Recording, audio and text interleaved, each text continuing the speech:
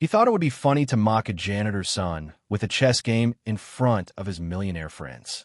But within minutes, that little boy did something no one expected. He didn't just beat him. He destroyed his ego with a single word: checkmate. You won't believe how this child's life changed forever after that. Hey, kid, ever played chess before?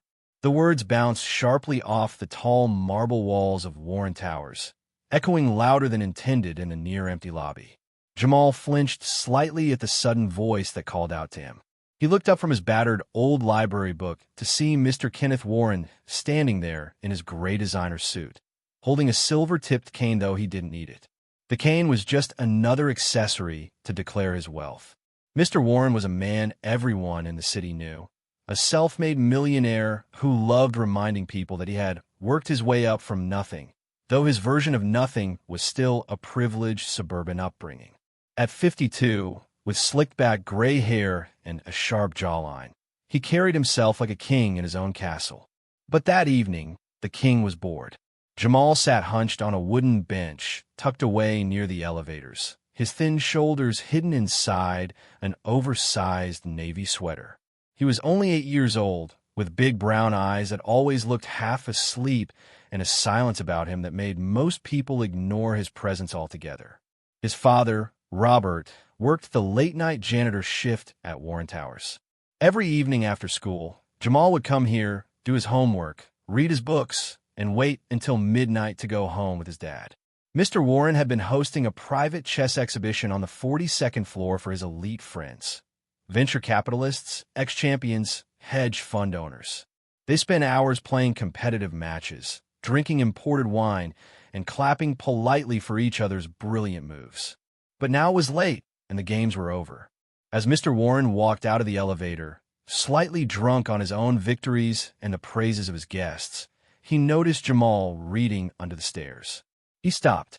A mischievous idea formed instantly. Turning to his security guard, Mr. Warren said loudly enough for the two secretaries nearby to hear, "Bring that janitor's boy upstairs. I want to teach him a lesson in strategy." One secretary shifted uncomfortably. She didn't like the mocking tone in his voice, but she stayed silent. That was what people did around Mr. Warren. Silence was safer. The guard approached Jamal. "Come on, kid. Mr. Warren wants you upstairs." Jamal blinked in confusion. His small hands clutched his book tighter against his chest. "Upstairs? Why?" he asked softly. "Don't ask questions. Just come." Jamal stood up slowly. He put his book carefully into his school bag, zipped it up, and followed the guard toward the golden elevators. As they rose floor by floor, his mind spun with nervous questions. Had he done something wrong? Was he in trouble? Was his father in trouble? His stomach twisted uncomfortably. When the elevator doors opened, he stepped out into a world he had only ever seen in movies.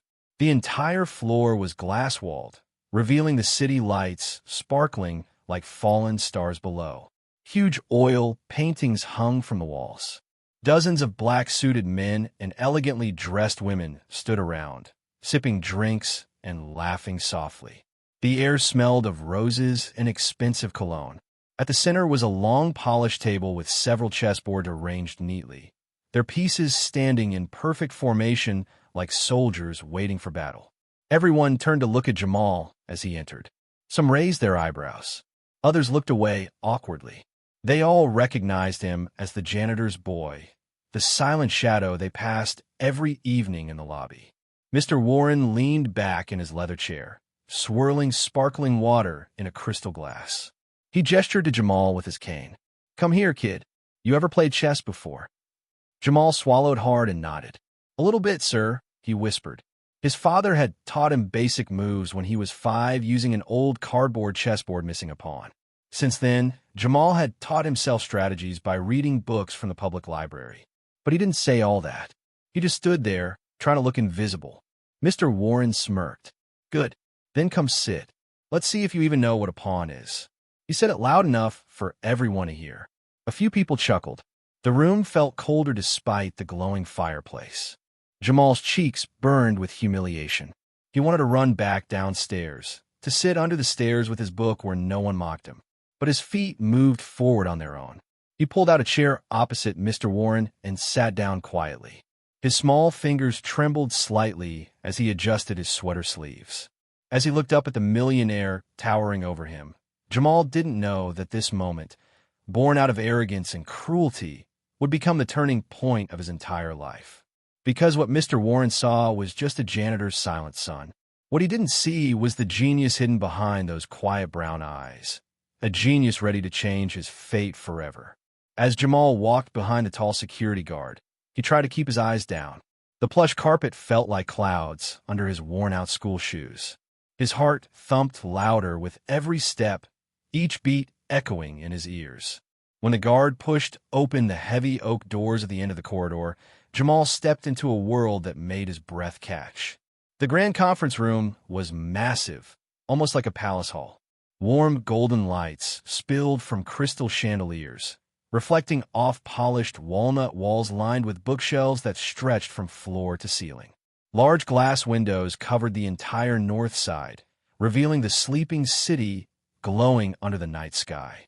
From here, the streets looked like silver threads weaving through black velvet. 12 people sat around an enormous U-shaped walnut table. Men in dark suits with sleek hair and women in elegant dresses, their faces glowing with expensive makeup and jewelry, held delicate glasses filled with dark red wine. Some were chatting softly. Others were silently staring at their phones, trading millions in stocks even at midnight. At the center of the room sat Mr. Warren, draped in a charcoal gray Italian suit. His diamond-studded watch glimmered with every flick of his wrist as he held a glass of sparkling water with a lemon slice floating lazily in it. In front of him sat his personal chessboard, hand-carved in Spain with weighted rosewood pieces, each piece lined with gold at the base. He looked up as Jamal entered, and a sly smile curled his lips. "There you are, boy. Come here." Jamal's legs felt heavy, as if he was dragging iron chains behind him. He walked slowly to the empty leather chair placed opposite Mr. Warren's. As he approached, the murmurs around the room grew louder. "Is that Robert's kid?" whispered a short man with square glasses. "Why is he here? Poor boy must be terrified," a woman in a navy dress murmured, sipping her wine. "Warren must be planning a show," someone chuckled under their breath. Mr. Warren gestured with his cane towards the chair. "Sit down, kid." Jamal climbed onto the tall chair awkwardly. His small frame sank into the leather cushions, and his feet dangled far above the floor. He placed his hands on his knees and kept his gaze fixed on the chessboard, avoiding the amused, curious eyes staring at him from all sides. The pieces stood neatly arranged. The ivory pawns gleamed under the chandelier, each carved into delicate soldiers with sharp helmets. The knights looked fierce mid-gallop, and the queen held her scepter with regal pride. "Do you know how the pieces move?" Mr. Warren asked, his tone dripping with mock kindness. Jamal nodded shyly. "Yes, sir." "Good," Mr. Warren replied with a smug smile. "Let's play then." He made his first move quickly, e4. His fingers pushed the pawn forward with practiced confidence. Without looking at Jamal, he turned to chat with a balding man beside him about real estate investments in Chicago. His tone was casual, as if he was merely passing time between important deals. Jamal glanced at the board. His nervousness evaporated for a moment as his brain switched into calculation mode. He reached out with trembling fingers and moved his pawn to c5. Sicilian defense. A strong response, though he didn't know its fancy name. All he knew was that it countered the central control swiftly, something he had read in an old torn chess tactics book from the public library. For a moment, Mr. Warren didn't notice his move. He continued chatting about market shares and profit margins until he turned back to the board and saw Jamal's response. His eyebrows rose slightly in surprise. He wasn't expecting a counter move like that, but he quickly brushed it off and played his knight to f3. Again, without acknowledging Jamal, he raised his glass to his lips and took a small sip. Jamal moved instantly, developing his knight to c6, his eyes scanning the entire board in silent calculation. The room slowly began to quiet down. One by one, the guests put down their drinks and turned their chairs slightly to watch. The janitor's son was responding fast, almost too fast for an 8-year-old. Mr. Warren began paying full attention now. His casual smile faded as he leaned forward, elbows resting on the table, eyes narrowing with focus. With each move, Jamal gained confidence. His trembling fingers steadied. His breathing slowed. His big brown eyes flickered from piece to piece, his mind building possibilities 10 moves ahead. He no longer heard the whispers or felt the burning stares. All he saw was the battlefield of black and white squares and the silent war of minds being fought with carved pieces. The atmosphere changed from mockery to an uneasy tension. People leaned closer, their faces frozen in shock. Nobody spoke now. The only sound was the soft clicking of pieces as Jamal countered every move with precision and speed. Mr. Warren's smirk had disappeared completely. His forehead creased. He tapped his fingers against the table, trying to break Jamal's concentration, but the boy didn't even blink. At that moment, in that glittering glass room, the millionaire and the janitor's son were equals, warriors on a battlefield where money, status, and power meant nothing. Only brilliance mattered, and brilliance was something Jamal carried within him like a hidden crown no one had ever seen before. Mr. Warren leaned back in his leather chair, his sharp eyes fixed on Jamal with a mixture of amusement and irritation. He twirled his queen's knight between his fingers before placing it down on C6, tapping it twice on the square to announce his move with confidence. The sound echoed in the silent room like a gavel in a courtroom. But Jamal didn't flinch. Instead, he reached out immediately, pushing his pawn forward to D4, claiming center control with quick calculation. The boy's small fingers brushed lightly against each piece as if they were delicate glass sculptures. His movements were graceful yet precise, nothing like the clumsy hands of a nervous child. Mr. Warren raised his eyebrows. "Impressive. You're not just moving pieces randomly, are you?" he said, half mocking and half genuinely surprised. Jamal didn't respond. He kept his eyes on the board, studying every angle, seeing patterns beyond the obvious. The guests around them grew even quieter, their drinks forgotten on the table. A woman in a maroon dress leaned closer to her husband and whispered, "Look at his focus. He's just a child." Her husband nodded without taking his eyes off Jamal. "That's not normal focus. That's something else." Mr. Warren advanced his bishop aggressively, aiming for a quick checkmate tactic he often used to humiliate weaker players. But Jamal's eyes scanned the thread instantly. Without hesitation, he developed his knight, defending his pawn and creating a secondary attack line on Mr. Warren's exposed pieces. The millionaire's confident smile began to fade. He picked up his water glass and took a slow sip, trying to regain his composure. The ice cubes clinked softly, a stark contrast to the tension building in the silent room. As Jamal moved his rook to an open file, seizing control of the center, his breathing slowed. Each inhale and exhale became rhythmic, aligning with the movements of his pieces. It was like watching a pianist play an invisible melody only he could hear. His face remained calm, his eyes sharp and unblinking. He had entered a state of pure focus, a flow where time disappeared and only strategy remained. Mr. Warren, on the other hand, was sweating now. Tiny beads formed along his hairline. His guests watched silently, shifting uncomfortably in their seats. They could sense it. Their powerful friend was losing. And not just losing, but being dismantled methodically by an 8-year-old janitor's son. "Who taught you to play like this?" Mr. Warren asked abruptly, trying to break the boy's concentration. His voice cracked slightly with tension. "My dad taught me the moves. The rest I learned from books," Jamal replied softly, not looking up. His knight leapt across the board, capturing a bishop and creating a discovered attack on the queen.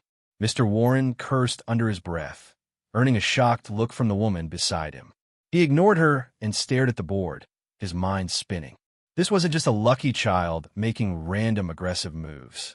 This was strategy, deep, layered, brilliant strategy. He tried to counterattack with his queen, planning a fork to regain advantage. But Jamal calmly castled, securing his king and positioning his rook for an upcoming assault. Every move Jamal made seemed to flow seamlessly into the next, each building upon the previous like a perfectly constructed tower. One guest whispered, "It's like he sees the entire game 10 moves ahead." Another replied, "I think he sees even further." For the first time in his life, Mr. Warren felt intimidated sitting across a chessboard. He had defeated city champions, humiliated university professors, and crushed computer simulations with his creative openings. But here he was, facing an 8-year-old boy who didn't even own a proper chess set, and he was losing badly. Jamal reached out with his slender fingers, picked up his bishop, and placed it down with a soft click. His calm voice, almost a whisper, filled the silent room. "Check." Mr. Warren's eyes widened as he realized his king was under threat, trapped by his own pieces with nowhere to escape. He looked up at Jamal, whose gaze remained fixed on the board, unblinking and silent like a statue. In that moment, Mr. Warren saw something he had never seen before, not in any business partner, rival investor, or even himself. He saw pure genius, raw, unpolished, natural brilliance that couldn't be bought, taught, or faked. It simply existed within Jamal like a hidden treasure, waiting for someone to notice it. The guests held their breath as Mr. Warren adjusted his tie nervously. For the first time in years, his confidence shook. The boy sitting before him wasn't just another poor kid to mock for entertainment. He was a silent storm, and the millionaire was realizing too late that he had invited a storm to his calm little empire. The room felt as if it were holding its breath. The air was thick with silent tension. The only sounds were the ticking of a golden wall clock and the faint humming of the skyscraper's central cooling system. Outside the vast glass windows, the city lights flickered like distant stars, unaware of the quiet storm unfolding high above them. Mr. Warren's face had changed completely. Gone was the smug, playful grin. His sharp eyes darted across the chessboard, searching desperately for an escape, a counterattack, anything that could save his crumbling strategy. He tugged at the cuffs of his shirt, trying to hide the trembling of his fingers. Jamal sat silently across from him. His small hands rested calmly on the table, his eyes scanning the pieces with unwavering focus. To him, it wasn't about winning or humiliating someone. It was simply chess, a puzzle to solve, a silent language he understood better than words. He didn't notice the fearful tension in Mr. Warren's body. He didn't hear the guests' whispers growing louder with every passing second. All he saw was the next move, and the move after that, and the beautiful checkmate waiting at the end. Mr. Warren made another move, trying to threaten Jamal's rook with his queen. His diamond watch flashed under the chandelier as his hand moved nervously. He glanced up at the guests, trying to appear confident, but their expressions told him the truth. They weren't impressed anymore. They were watching him with a mixture of pity and hidden satisfaction. The powerful millionaire was losing to a child. Not just any child, but the janitor's son whom he had mocked minutes ago. Jamal adjusted his sweater sleeves and moved his bishop calmly, creating a discovered attack on Mr. Warren's exposed king. His eyes remained on the board, his face emotionless. For him, the game was already over. All that remained were the final formalities. One of the guests, a balding man with square glasses, leaned closer to the woman beside him and whispered, "This boy, he's a prodigy. I've never seen moves like this from a child his age." The woman nodded silently, her eyes fixed on Jamal's calm face. "He's beautiful to watch, like poetry in motion." Mr. Warren was sweating now. He reached for his water glass, but stopped midway, his hand trembling too visibly. He clenched his fist instead and placed it on the table, staring desperately at the board. His mind raced. He had built billion-dollar companies, manipulated markets, and outsmarted competitors twice his age. Yet here he was, feeling utterly powerless before a child who didn't even own proper shoes. Jamal reached out and moved his rook with a quiet confidence that struck Mr. Warren like a slap. "Checkmate, sir," he said softly. The words hung in the room like an invisible gong, vibrating through the silent crowd. Mr. Warren's mouth opened slightly. He stared at the board, calculating and recalculating, hoping he had missed something. But no, his king was trapped, unable to move, surrounded by enemy pieces perfectly placed to block every escape. Silence swallowed the room for a long moment. Then, somewhere near the far end of the table, a guest began to clap softly. The sound echoed loudly in the quiet hall. Another guest joined in, then another, until the entire table erupted into applause. Some clapped with genuine admiration, others with disbelief, and a few with hidden delight at seeing Mr. Warren humbled so thoroughly. Mr. Warren sat frozen, his eyes locked on the board. Humiliation burned hot in his chest. He couldn't remember the last time he had been defeated so completely. His mind screamed with anger and disbelief, but deep within that anger, another feeling stirred, something he hadn't felt in years: respect. Jamal stood up from his chair quietly. His legs felt numb from sitting so long, but he didn't show it. He adjusted his school bag on his shoulders, ready to leave. He didn't look at the guests clapping for him, nor at Mr. Warren's humiliated face. For him, it was simply a game he had finished, a puzzle solved. As he turned to walk away, Mr. Warren's voice called out behind him, low and trembling. "Wait, what's your name, boy?" Jamal turned slightly and replied in his soft, quiet voice. "Jamal, sir." Mr. Warren stared at him for a long moment. The room remained silent, waiting for his response. Finally, he asked, his voice husky with disbelief, "Where did you learn to play like that?" Jamal looked down at his worn-out shoes. "My dad taught me the basics, and the rest I learned from library books," he replied shyly, then turned and walked towards the exit. As the heavy oak doors closed behind him, the guests turned to look at Mr. Warren. Some hid their smiles behind wine glasses. Others shook their heads in silent amazement. But Mr. Warren sat there, unmoving, his eyes locked on the empty chair across from him. For the first time in his life, he realized he had just witnessed something far greater than money or power. He had witnessed true genius, wrapped in the small, quiet frame of a janitor's son who simply loved chess. The heavy oak doors closed softly behind Jamal as he walked out of the grand room, leaving behind the stunned silence of millionaires and investors. His small feet padded along the plush carpeted hallway, each step feeling lighter than the last. He didn't fully understand what had just happened. All he knew was that he had played chess, and he had won. As he entered the elevator, the security guard looked down at him with wide eyes. "Kid, you just beat Mr. Warren?" he asked incredulously. Jamal didn't reply. He just smiled shyly, looking down at his scuffed shoes as the elevator descended floor after floor. Downstairs, in the dimly lit lobby, Robert was wiping down the marble floors with a mop. His back ached, and his fingers were red from scrubbing washrooms all evening. When he saw Jamal walk towards him, he straightened up quickly, worry flashing across his tired face. "Jamal, where were you? Are you okay?" he asked, scanning his son for any sign of trouble. "I was playing chess upstairs, Dad," Jamal replied softly, placing his school bag on the bench. "Chess? Upstairs?